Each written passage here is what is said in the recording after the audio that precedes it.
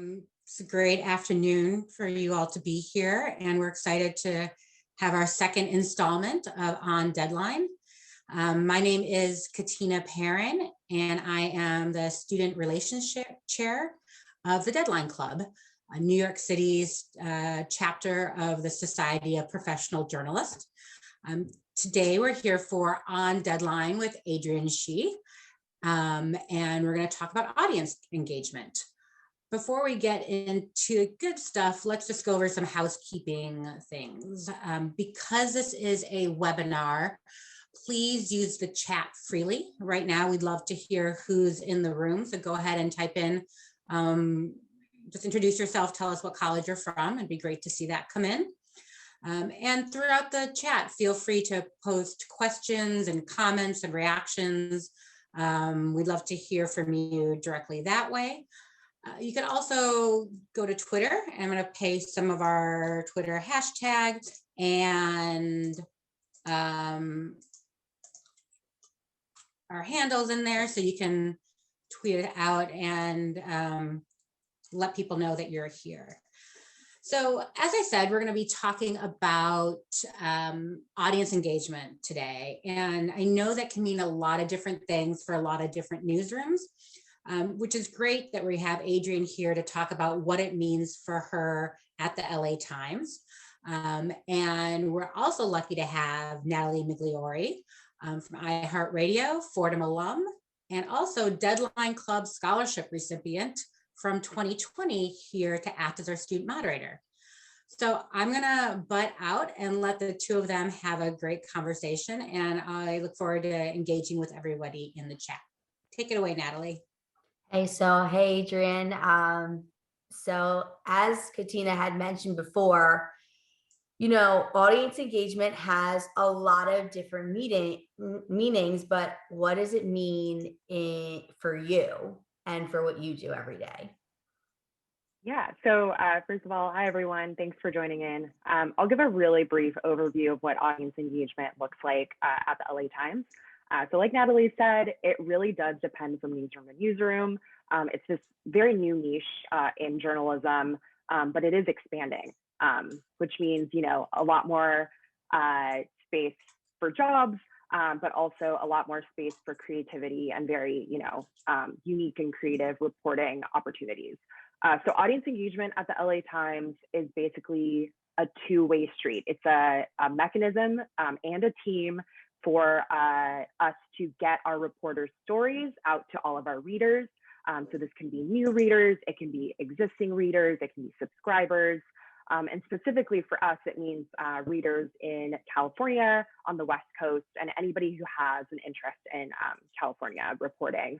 Audience engagement also means listening to feedback from our readers.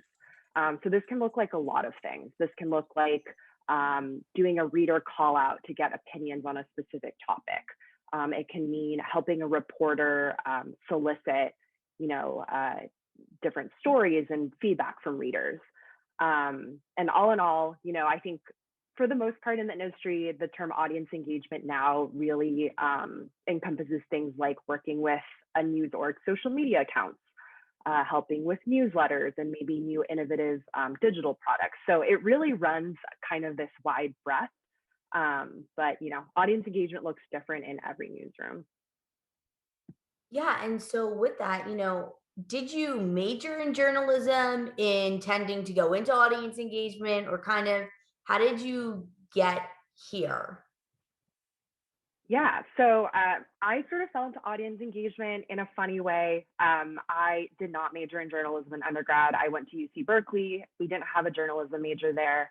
So I actually majored in political economy and legal studies, thinking I wanted to be a local government reporter. That sort of, didn't really happen that way, because the first big undergraduate internship that I ended up doing was on a social media desk. I had no idea that this was something that, newsrooms had. I didn't know that they had, a specific team catering to just running their social media accounts. So that was a very interesting experience for me. Working with social is very unique because obviously you're using it to, share stories that reporters have written, but you can also use it as a tool for reporting. It's one of the best ways to speak to your audience and to get feedback. So yeah, the rest of my undergraduate internship experiences were all on audience engagement or social media desks. And I just, really stuck to it. And I found that it was a niche that I really wanted to get into, especially in my first job after college. Yeah. And so in a breaking news situation, what is that role, right? So like you've kind of find that you've gone from, the whole social media aspect. Everybody's on social media. So what is your role in that way? Yeah, so in my current role at the LA Times, my title is audience engagement editor, but I'm also very baked into our breaking news desk. So, I run a lot of our social media accounts, and one really big one for us is Twitter. So whenever there's a big breaking news situation, our audience engagement team is actually one of the first teams on the front lines getting information out to readers. Sometimes, we might not even have a story ready in a breaking news situation, but we might have information from reporters in the field, and we can share some of that information on social media. Additionally, we're the team that helps send out our breaking news push alerts. So it's really just finding different vehicles for information that you want to share quickly with your readers. Yeah, that sort of falls under the purview of the audience team as well.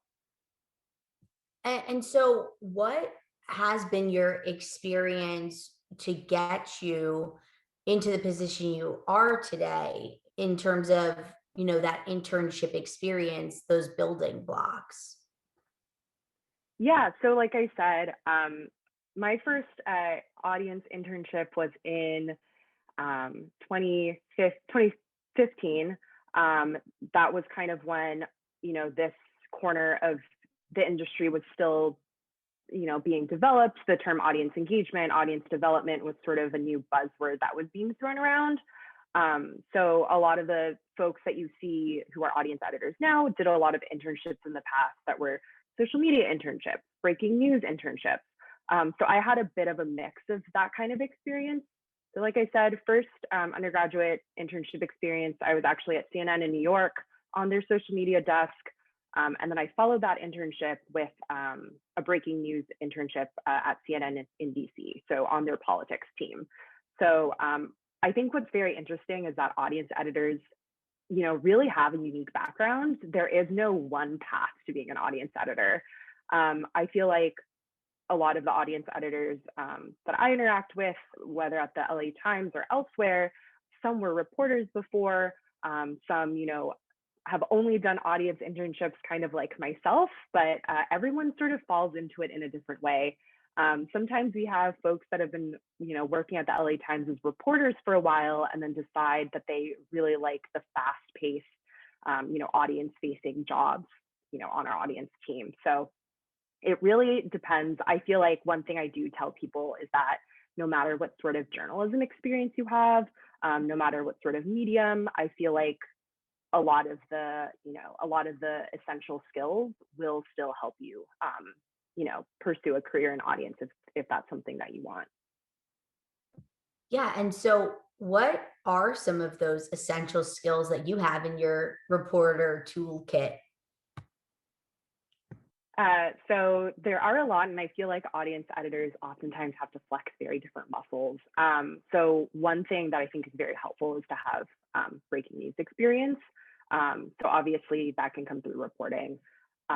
Basically, you want to be able to write very, very quickly and very concisely. I'm sure all of you know, writing for Twitter, writing for social media, writing breaking news push alerts, you're kind of confined to a certain character count. So being able to take very complex, fast-moving pieces of news and condensing it, that's one of the top skills I think audience editors need to have. I think in terms of more technical skills, so audience editors sometimes are also the folks who are looking at the real-time metrics for stories. So that can look like how many people are reading the story right now? Where are people coming from that are reading the story? So having a pretty, baseline level of experience working with digital metrics is very helpful. There are a ton of tools online for digital metrics literacy. The Google News Initiative has a bunch of really good resources and certifications. Knowing how to do things like search engine optimization is also very helpful, because you can look at what trending topics are out there and help apply those things to either your own reporting to figure out, what sorts of topics people are talking about on the internet that, are getting some buzz.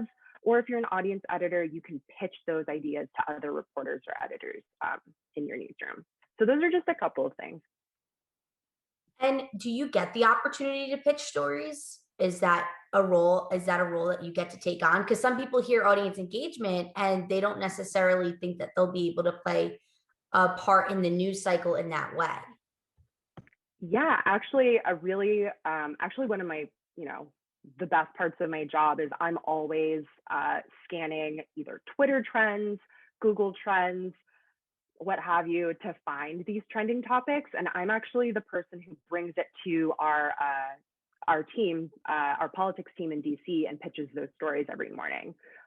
So we're really on the front lines of seeing, what's interesting to people, and, seeing what people are talking about, what our potential new audiences or existing audiences are talking about. And the LA Times in particular is pretty unique because our main audience is the Southern California audience, but we're still covering a bunch of national topics. So a lot of the times audience editors are looking for very unique angles for national stories. So unique California angles, and trying to bring those in to our, our line editors and our reporters to see if they can cover it. Yes, always. How do we localize? How do we bring that national story localize? down? How do we distill it down to our local audience? I'm curious, how does, we talk about the quick, right? You have to be fast, you have to be quick, you have to be able to shorten your sentences in order when you're posting on social media. But how does a post on social media, say Instagram or so, how does that differ from when somebody's writing a traditional article? Yeah, so I think obviously one of the big differentiators is just, writing short, very concise copy that's very attention grabbing. One thing that I do for our reporters in DC, because I am the audience editor who works with our politics team, is I take, those long form investigative stories and I try to distill it in a couple of tweets for a tweet thread or an Instagram post. And obviously sometimes that's very difficult to get to the heart of, very long form reporting. But I think, every story at its heart will have, a couple of lines. You can pull lines from stories. You can ask reporters, give me 2 sentences about what makes this story great. And then you can use that sort of language to help promote it on social. Yeah, so it seems like you're very entwined with reporters. And so do you think that having that reporting experience in a way might help in turn for people who maybe want to go into audience engagement, but like aren't sure how to go from there, in a sense, like the transition in a way?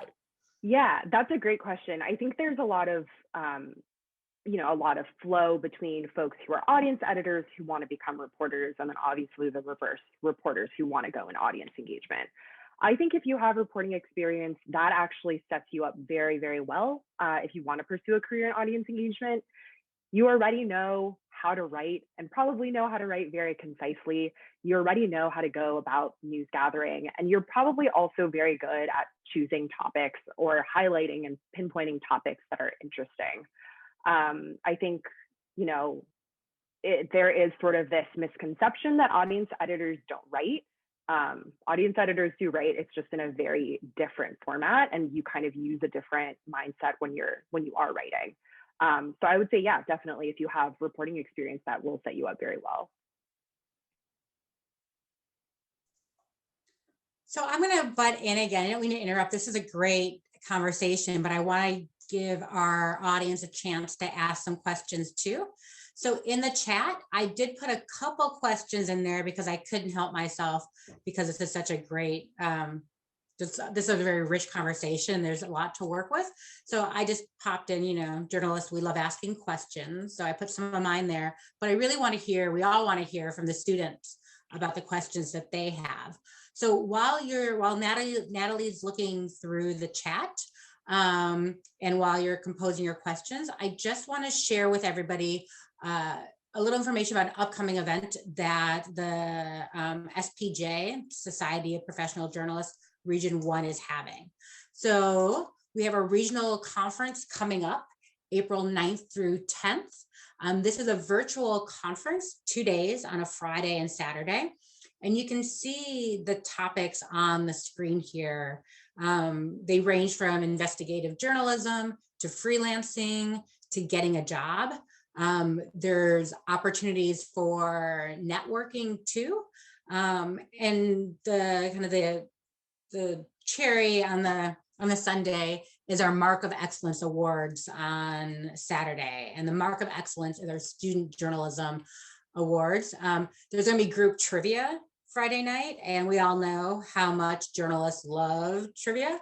So that should be a lot of fun. So I highly recommend it, that participants here get involved. I'm going to post the link to signing up for it. It is for students, it's $25 if you're not a member. If you are a member, then it's $15. And there's lots of reasons to join the Deadline Club or SPJ beyond just getting this $10 discount. In addition to the national conference we have and other networking events, there's a legal defense fund, and a chance to really be a part of the country's premier and oldest journalism organization. So especially for the students here who are wondering what happens next after school, I would say join SPJ, meet your future mentor, and learn about some of these topics that are trending, not only just audience engagement, but topics including online extremism and your First Amendment rights as a journalist, and defending those rights. And SPJ plays a big part in that. So I'm going to stop talking now and give it back to Natalie, who's doing a fantastic job. And I'm so glad you both are here. So I'll stop sharing and give it back to you. Okay, great. So we have some really good questions, but Katina, I'm going to kick it off with yours. So Adrienne, I'm sure you saw in the chat, but Katina wants to know two things, but we're going to start with one. I don't know if you want to keep this a little secret, but how does CNN approach social media different than the LA Times? And that's a great question. I'm curious about that too. Yeah, so I think, it goes without saying that CNN is such a large news organization, if not the largest in the world. And I think the LA Times is, such a much smaller in comparison. I think CNN is very fast with what they post on their social media. And I think that's something that they really prioritize. That being said, they have a very, very large social media team. They have folks all over the world, so they really are quick with what they post. I think the LA Times approach to social media, just because our audience is a little bit smaller, that really works in our favor because we can use social media as a tool to really reach out to our readers and, get feedback, use it even as, a sourcing tool, if we wanted to put out a reader call out about a certain topic. I think one really good recent example is we did a call out on, have you ever experienced anti-Asian racism? Obviously a very close issue to our readership base. And then we're able to use social to really interact with people to get their stories. So yeah, that's kind of the short answer of it. Yeah. And so, we all have our own personal social medias, right? How do you, use yours, and how do you kind of manage to stay neutral? Some reporters don't always. So what's how do you use your social media? Yeah, my own personal social media, it is pretty interesting. I think when I first started working in audience engagement, it felt a little bit weird to, be managing social media accounts for a big organization and then go to, tweeting for my own account. Obviously, the things that I think about are the things that I think most reporters think about. Your social media accounts, especially if they're public, are, a reflection of yourself. And, to some extent, they are also a representation and reflection of your employer. That being said, I think most professional journalists have a pretty good rationality in terms of the things that they're sharing, especially when, they're opining on pretty controversial things. I think for the most part, I personally keep those thoughts off of my social media just because my accounts are quite public, but different newsrooms have different rules, and different individuals have, their own specific barometer for what they're comfortable with sharing. Oh, for sure. Sometimes I never know, and I like tiptoe around, and sometimes definitely. So Elliot wants to know, what are you mindful of when writing breaking news alerts and posts, especially with such a limited number of characters? Do you, prioritize speed, quality, or accuracy? And how do you balance all three? That's a fantastic question. It's something we think about every time we send out a breaking news push alert. I would say that, we definitely prioritize accuracy, and we will definitely prioritize accuracy over speed. If that means that we're not the first news org to send a push alert on a certain breaking news topic, so be it. I think, the repercussions of sending a push alert to hundreds of thousands of people with incorrect or unsubstantiated information is very dangerous. And obviously, as journalists, we don't want to do that. That being said, we do try to be very fast. That's why I think it is very important for, audience editors, for breaking news editors to have a really good line of communication with reporters, especially when things aren't confirmed yet, when a news story is still very fast moving. Yeah, I think, the character count definitely makes things a little bit challenging, but I think after you've done it so many times, it does become a little bit easier. Yeah, and Griffin wants to know, outside of Twitter, Facebook, and Instagram, so I guess what we would consider the major three, are there other social media platforms we should be uploading news stories to, in your opinion? So I'm going to go off on a little bit of a plug for one of my favorite social media platforms, which is Reddit. I think that, a lot of news orgs now, you'll see, they might have accounts on Reddit. A lot of reporters are engaging with users there. I feel like it's one of the best places to post your stories, but to also get feedback on your stories. Reddit has so many subreddits that are tailored to, interest groups, to, geographic locations. I know the LA subreddit is a huge place for LA Times stories, and there are always people commenting, and sharing these stories. And it's always super awesome, I think, to see, reporters jump in, answer a question, or, just to engage generally and have a conversation with people who are already reading their stories and sharing their stories on Reddit. That's great. I have to reinvigorate my Reddit. I had one. So it's done. Catherine wants to know, if she's building a brand social media presence, how might she be able to cultivate a following starting from a relatively, low amount of followers? Yeah, I actually have a pretty good example of this. So before I was at the LA Times, I was working at Foreign Policy magazine, which is a lot smaller of a newsroom. And when I was there, a lot of the building was sort of from the ground up. We really prioritized Instagram as one of the things we really wanted to work on. I think one thing that a lot of folks might not necessarily think about when starting a brand account is organization, and really, planning, very, very strict planning. So for instance, at the LA Times, when we want to start a new account, we actually start, a very collaborative spreadsheet where we actually plan out like weeks in advance the different posts that we want to share. So we basically have this editorial planning calendar, and that's very helpful in seeing, what sorts of things you've posted already, what sorts of things you're posting in the future. And then also, on the side, we oftentimes will go back and write the metrics for all of those posts. So I think especially when you're building a brand account for the first time, that's something that you really want to look into.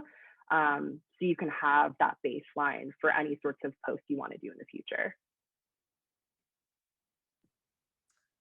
Yeah, that's awesome. I definitely think it could be very challenging when there's so much going on to build, that sort of loyalty base that will, continue.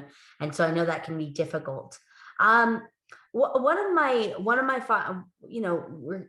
we're about to close it out. So I do have one final question. What would, we're talking to younger journalists. I most recently was in a position, of not being sure where I would end up. What would you tell your younger self, or people who are, younger, not really sure, where the direction is, what the direction is right now? So I would say that obviously easier said than done. If you are putting in the good work there, you shouldn't have to worry. One thing, obviously when I was first applying for jobs after undergrad, I was also very nervous. I think especially because I knew I wanted to go into audience, but it was such a new field. I didn't really know if I wanted to take that risk and just run with it, or, go down the traditional reporting route. I think one thing that really helped me out right after I graduated from college, which actually wasn't that long ago, I graduated from undergrad in 2017. I think finding your allies and finding and identifying good mentors, that's super important. And I think one of the things that really helped me out, especially early in my career, having people that can advocate for you, who can give you advice and can, serve as a sounding board. And, folks that can read over your cover letters and, weigh in on whether or not they think a job is worth applying for. Just someone who can be there for you. I think that's very helpful. Definitely. Well, thank you so much, Adrienne, for joining us, for talking to us, for taking the time out of your busy day. I know that, everybody really appreciates it. So, be sure, everyone, to check out the Deadline Club and to sign up for the virtual regional conference. It'll be very helpful in that networking that Adrienne's talking about. And, we hope to see you. I think we do this monthly. So we hope to see you soon. Let's see. And that's it. We're tying things up. Thanks so much, Adrienne. Yeah, thank you.